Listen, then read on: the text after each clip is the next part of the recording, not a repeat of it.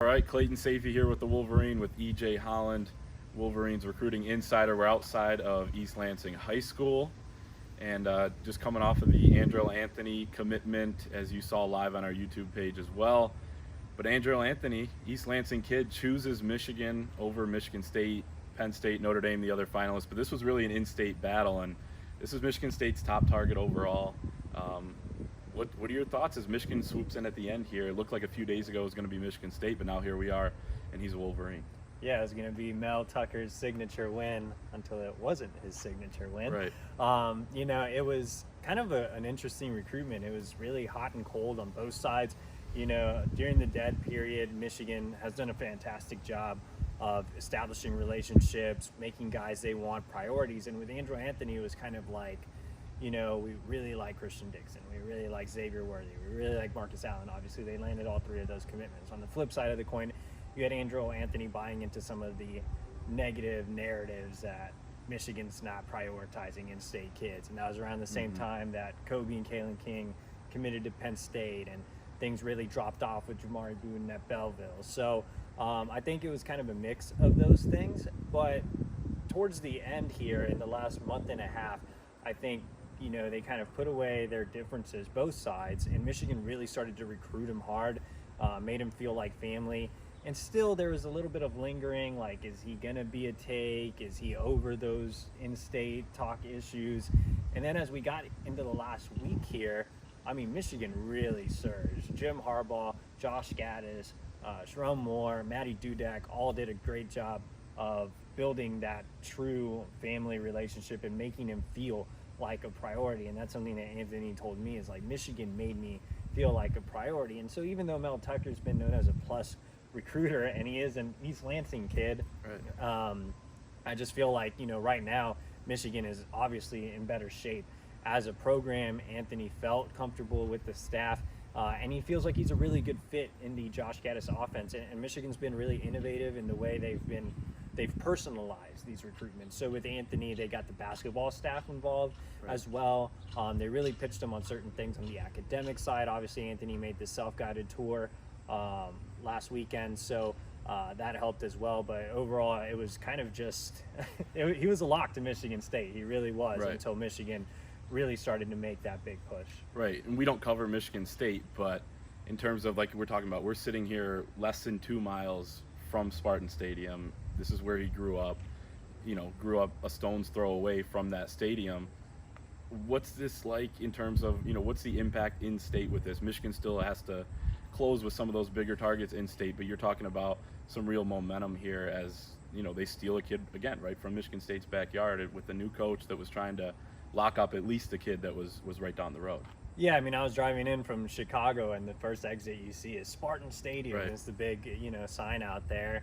And the fact that Michigan not only landed this kid, but landed him late. He's the 4th wide receiver take, but was number 1 overall on the Michigan State board.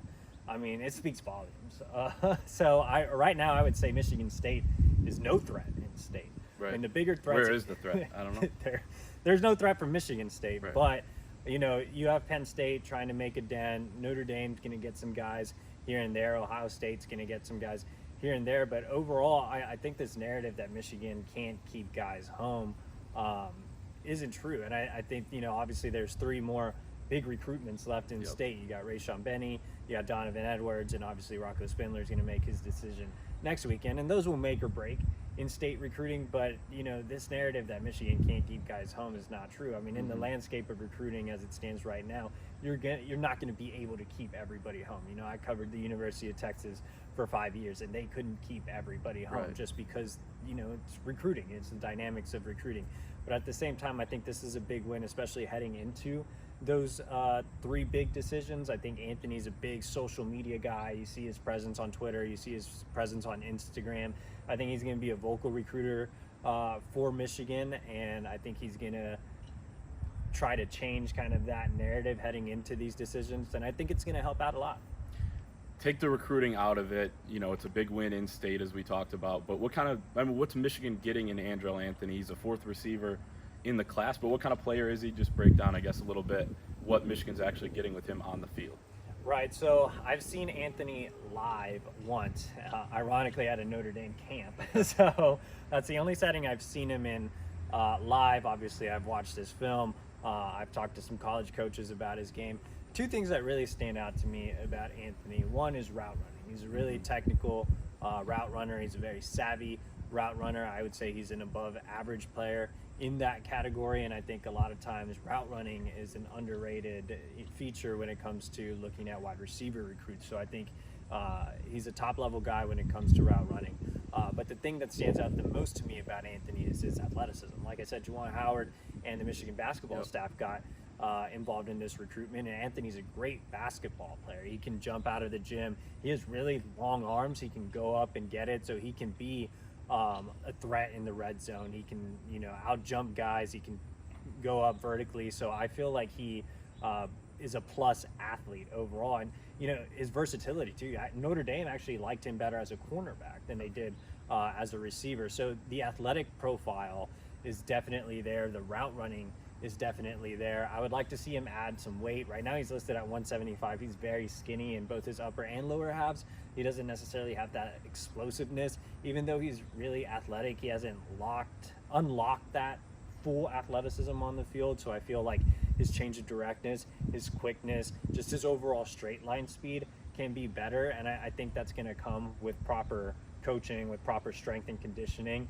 The more he develops his body, the better I think he's going to check those boxes in those categories. So I think the athletic upside is obviously there. I mean, when you get a guy that's talking about playing both basketball and football, obviously he's a great athlete, especially at a school like Michigan. So I think right now you're getting a raw player that's not necessarily raw from a route running perspective, which is kind of rare when you say, oh, this guy's raw. It usually means they're not really a good route runner. This guy's raw, but has the athleticism and also has the route running ability. So right now he's rated as a high 3-star prospect. I would say he would be in that range, high 3-star, low 4-star. But I think if developed properly, if coached properly, right now I don't think he gets necessarily, the top level training that maybe some of the inner city kids get in the Detroit metro, where they're training with someone every single day. Right now, Anthony has his high school staff, which I'm sure they do a great job, but he's not getting that extra stuff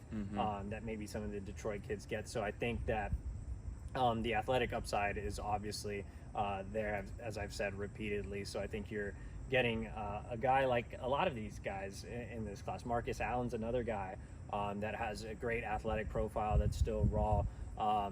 Xavier Worthy's one of the more underrated prospects in the entire country, if not the most underrated prospect in the country. And then you have Christian Dixon, a Rivals 250 prospects. Overall, I think this is a really good receiving core right now that they brought in for the 2021 cycle, and they're just kind of scratching the surface on what they can become. So Michigan, you just talked about the 4 guys they have in the fold now at receiver. Are they done recruiting the receiver position? Because they were pursuing heavily Jaden Thomas, a Rivals 250 kid out of the South, but the timeline, you got to take Andrel Anthony if you can, maybe a higher rated kid, but is going to take that recruitment into the fall. Talk about, I guess, just what the state of Michigan. I know you did an update the other day, but the state of Michigan wide receiver recruiting in 2021, are they locked up now with these 4? It's hard to see them taking a 5th receiver. Andrel Anthony is the 21st commit in the 2021 class. There isn't a ton of room left. Obviously, like I said, those recruitments loom large with Rocco Svindler, Rayshon Benny, Donovan Edwards. Michigan still wants another corner in this class. They still want another safety in this class. George Rooks is a highly touted defensive lineman that they really want to get on board as well. So there just doesn't appear to be enough room. Maybe in the right situation later in the cycle they could take a 5th. Right now, from talking to those in Ann Arbor, it doesn't look likely. So, like you said, I think Andrel Anthony was kind of the safer take. If he wants to commit now, you take him. Obviously, Michigan, again, really likes his athletic profile. Jaden Thomas is from the South. He's not a sure thing, even though Michigan's been moving in a positive direction in that one. You never know what can happen. Georgia pushes, and all of a sudden you're left without a receiver. So that one wasn't a guarantee. Michigan looked like it was in a good position to flip Lorenzo Styles from Notre Dame back in early April, like right after the dead period started. And here we are, and it's about to be August, and we're still in the dead period. So the fact that he hasn't had a chance to visit, Right. Momentum's kind of died down a little bit. I think really hurt Michigan in that recruitment. So you just take Andrel Anthony, and you have, like I said, a really good class with these four. I mean, Anthony and Allen, again, both upside guys. Christian Dixon, a Rivals 250 guy, and Xavier Worthy, who's, it's the biggest joke that he's a 3-star, but I mean, he's going to be an immediate impact freshman. So all those guys, I think, are going to kind of exceed expectations in a sense. Michigan has recruiting director Matt Dudek, who's obviously doing a very good job, especially in this cycle. They don't have like a recruiting coordinator though on staff, but every recruitment, it seems like Sharon Moore, he's involved, especially in state. He's kind of the area recruiter in the Midwest. Can we talk about Sharon Moore and just how good of a job he's done on the trail? And I mean, his name pops up every time I read one of your updates. It's okay, Sharon Moore is involved here. He just had a video chat. He was on the video chat with Jim Harbaugh. What kind of recruiter is he? I mean, how good of a job is he doing in state, and how big of a win is this one for him? Yeah, I've talked to some in-state coaches, and the two guys they bring up the most are Coach Moore and Coach Gaddis. Both of those guys, and they were both involved in this recruitment as well. And I think they're kind of helping change that negative Michigan narrative in state. Michigan is a state where you have to land, the top level guys in your backyard, but there isn't as much depth as a Texas or a Florida or a California. But landing those top guys in your own backyard is key. And I think Gaddis and Moore have both done a really good job of identifying and making those guys top targets early on, building relationships with those around them. And I think they're, from an overall general perspective, they're doing a more concerted effort to build relationships with high school coaches in the area, whether they have those top targets or not, because you never know which school is going to produce the next, big guy out of the state of Michigan. So I think that's the area where they're helping out the most, is perception with the high school coaches on a broader scale. But within those, elite recruitments, those guys that they identify in their own backyard that they really, really want, I think they're really playing those, X factors in those recruitments, regardless of whether Andrel Anthony is an offensive guy or not. I think, both of those guys are going to be involved even on some defensive recruitment. So I feel like, and Gaddis has been deeply involved with Edwards, so is Moore. Same thing with Spindler. So I think those guys are making all the difference for Michigan, especially this cycle and moving forward. Last thing, you mentioned Andrel Anthony's active on Twitter. He's one of those guys, kind of charismatic and out there on social media. We see the same thing with JJ McCarthy, who I think has the most Twitter followers or in Instagram followers than any recruit in 2021. I think Rivals did something on that.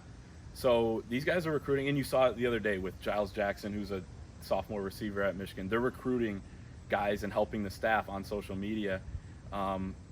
We obviously talk a lot about Rocco Spindler, Donovan Edwards, Rayshawn Benny. How much is Anthony going to help with fellow in-state kids, on social media and texting them in the group chat and here and there, of recruiting those guys and helping them? How big is this win for getting those guys in terms of what Anthony can do on the recruiting trail himself? Yeah, I mean, like I said earlier, I think he's going to be a vocal guy. I think he's going to be a leader in those group chats. I think he's going to be a leader on social media, and more importantly, he went through those negative narratives with the Jamari Buden and the King brother recruitments. Yeah, Right. I know for a fact that he was hearing some of that negative buzz in regards to Michigan, and Michigan overcame that. He overcame that and ended up siding with the Wolverines. So I think he can give that perspective to some of these guys that might be hearing the same thing. So I think that'll help. And just general, this receiver group is so funny. They have great personalities. Xavier Worthy's very active on Twitter, even though he doesn't talk a lot. He's super active on social media. Marcus Allen's like one of the most engaging kids you'll ever meet.